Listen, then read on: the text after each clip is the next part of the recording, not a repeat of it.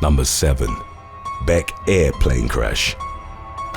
A domestic passenger flight designated as Flight 2100 by the Kazakh airline Bek Air crashed while it was taking off from Almaty International Airport on December 27th of 2019. The aircraft involved in the incident was a Fokker 100, a regional jet that was originally produced in the Netherlands before joining the Bek Air fleet in 2013. On the day of the accident, 58-year-old Marat Ganevich Muratabayev was piloting Flight 2100, while Mirzan Gainulovich Muldakulov, aged 54, served as the first officer. The plane initially departed from the airport via runway 05R at about 7:30 a.m., but moments after taking off, it abruptly lost altitude and its tail consequently hit the ground twice. The aircraft then veered to the right, striking a concrete border fence before colliding with a 2-story residential building located near the perimeter of the runway. The force of the catastrophic impact caused both the nose and tail of the plane to detach from the main fuselage. Emergency personnel rushed to the scene to render aid to the 66 casualties, 50 of whom required hospitalization,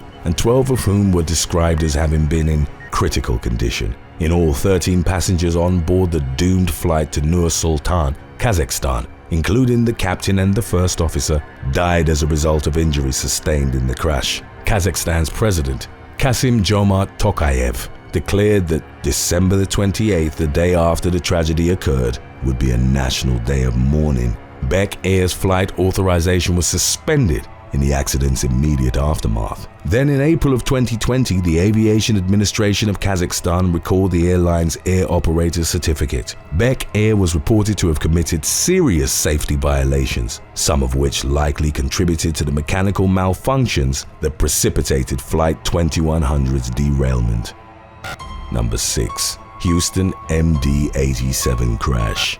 A corporate McDonnell Douglas MD-87 aircraft registered as N987AK was involved in a failed takeoff from Houston Executive Airport on October the 19th of 2021. The plane was reportedly on a non-scheduled charter flight from Brookshire, Texas to Boston, Massachusetts. Upon reaching their destination, the 18 passengers on board were supposed to attend the 2021 American League Championship Series baseball game between the Houston Astros and the Boston Red Sox. However, as the craft was taking off, it overshot the runway, consequently colliding with a fence and a power line before coming to a halt. The plane immediately burst into flames, prompting its 21 occupants to flee in a panic. Miraculously, everyone on board the ill-fated aircraft managed to escape without any serious injuries. Emergency responders were able to douse the flames from the wreckage with fire retardants,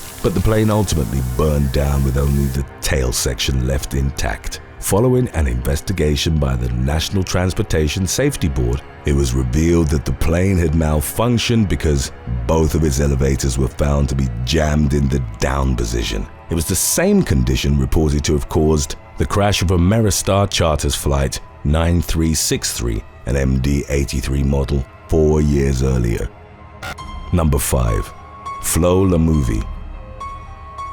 Prominent Puerto Rican music producer Jose Angel Hernandez, better known by the stage name Flo La Movie, was killed in an airplane crash on December the 15th of 2021. The 36-year-old was reportedly accompanied by his girlfriend and their son on the ill-fated charter plane bound for Florida. The Gulfstream 4 aircraft involved, which had been privately operated by Helidosa Aviation Group, began experiencing critical mechanical issues shortly after taking off from Las Americas International Airport in the Dominican Republic. Faced with the inevitability of a crash landing, the pilot attempted a desperate emergency maneuver to direct the plane's descent to a relatively safe area near the airport. However, the devastating crash that ensued left no survivors, with each of the 6 passengers and 3 crew members losing their lives as a consequence of the craft's impact with the ground. In January of 2022, a report published by the Aviation Accident Investigation Commission indicated that the spoiler actuators on the right side of the craft had undergone maintenance shortly before the flight's departure. It was reported that the fatal crash landing had likely been caused by a malfunction of the right wing that was related to its recent repair. Number 4. Chinese flight TV9833. On the morning of May the 12th of 2022, a Chinese flight was forced to abort takeoff procedures after the plane abruptly burst into flames on the runway. The Tibet Airlines craft designated flight TV9833 was scheduled to depart from the southwestern city of Chongqing at about 8 a.m. According to the Chinese aviation regulator, the plane experienced an unspecified abnormality during takeoff, leading to an engine scrape and fire after the plane veered off the runway. In the cell phone footage taken from the incident, the passengers, many of whom were forced to jump from the disabled craft, were captured as they fled from the flames down the tarmac. Emergency responders were swiftly dispatched to the scene to neutralize the blaze. As was later detailed by the Civil Aviation Administration of China, 36 of the plane's occupants suffered relatively minor injuries during the sudden emergency evacuation. Fortunately, no deaths were reported from the incident, which occurred less than 2 months after a passenger plane carrying 132 people crashed in the mountains of southern China, killing everyone on board. Number 3. Air Canada crash landing. On the night of November the 6th of 2014, a short-distance Air Canada flight from Calgary to Grand Prairie was forced to perform an emergency landing after one of the plane's tires burst during takeoff. When the Jazz Aviation aircraft impacted with the ground during the subsequent crash landing, the landing gear reportedly collapsed and one of the 5 propellers broke loose. The wayward air screws sliced through the wall of the cabin and struck a passenger in the head. The victim, identified as Grand Prairie radio broadcaster Christina Curillo, was one of 4 passengers rushed to the University of Alberta Hospital following the crash in Edmonton, about 200 miles north of where they'd originally taken off. The woman, who was treated for bruising to the head and a concussion, later expressed relief that her injuries weren't more severe. Given the nature of the accident and the size of the propeller that hit her, the doctors told her she was lucky to be alive. The accident prompted airline officials to launch an investigation into the aircraft, a Q400 twin-engine turboprop. According to subsequent reports, the same model was involved in 6 similar incidents between March of 2007 and August of 2008. The vice president of Jazz Aviation publicly indicated that the company is confident in the viability of the Q400, which he described as extremely robust. Today's topic was requested by Kristen D. If you have any other topics you'd like to learn about, subscribe and let us know in the comments section below. Number 2. Costas John Civilis and Lindsay Vogelaar.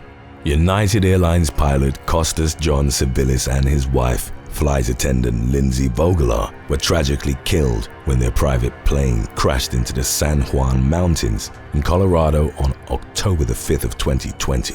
The couple had eloped to the Centennial State for a small, mountaintop wedding ceremony 4 days earlier. They'd reportedly been traveling back home to Florida following a brief honeymoon when the deadly accident occurred shortly after they took off from Telluride Airport at around 12:45 p.m. Authorities in San Miguel County were alerted to the crash almost immediately. Sheriff's deputies as well as rescue crews quickly began high-altitude, low-level helicopter operations in the San Juan Mountains in an attempt to find the couple. Then shortly before 6:30 p.m., after it had already been determined that the newlyweds had perished in the crash, their bodies were recovered from the Ingram Basin, a depression near the Bay State Tunnel mine. Civilis and Vogelaar had been the only passengers on board the single-engine Beechcraft Bonanza plane, which they'd affectionately nicknamed Baby Blue. The following summer, Vogelaar's family organized the first annual Lindsay and Costas Memorial Golf Outing, a non-profit event intended to raise money for other grieving families. Number 1. Tenerife Airport Disaster. On March the 27th of 1977, a pair of Boeing 747 passenger planes crashed into one another on the runway at Los Rodeos Airport, located on the Spanish island Tenerife. It was subsequently reported that an incident at Gran Canaria Airport had caused many flights to be diverted to Los Rodeos. including KLM Flight 4805 and Pan Am Flight 1736, the two craft involved in the accident. The airport ultimately became overly congested, and parked planes consequently blocked the only taxiway, causing departing aircraft to taxi on the runway instead. The conditions were made even more unfavorable by the presence of thick patches of fog in the airfield, which greatly hampered visibility for pilots as well as the control tower. The inauspicious situation came to a fiery culmination when KLM Flight 4805 initiated its takeoff run while Pan Am Flight 1736 was still on the runway, and the two planes collided. The impact and resulting inferno claimed the lives of everyone on board Flight 4805 and most of the occupants of Flight 1736. The 61 survivors had reportedly been seated in the front section of the aircraft. In total, 583 people were killed, making the disaster the deadliest aviation accident of all time. An investigation was conducted by Spanish authorities to ascertain the catastrophe's primary cause. It was subsequently determined that the events that led to the crash had been precipitated by the KLM pilot's ill-advised decision to take off after having come to the mistaken conclusion that air traffic control had issued takeoff clearance. KLM, a Dutch airline, ultimately accepted responsibility for the accident and agreed to provide compensation ranging between $58,000 and $600,000 to the victims' families. Thanks for watching. Would you rather have all your flights delayed by at least 3 hours or have to sit in bumper-to-bumper traffic every time you drive? Let us know in the comments section below.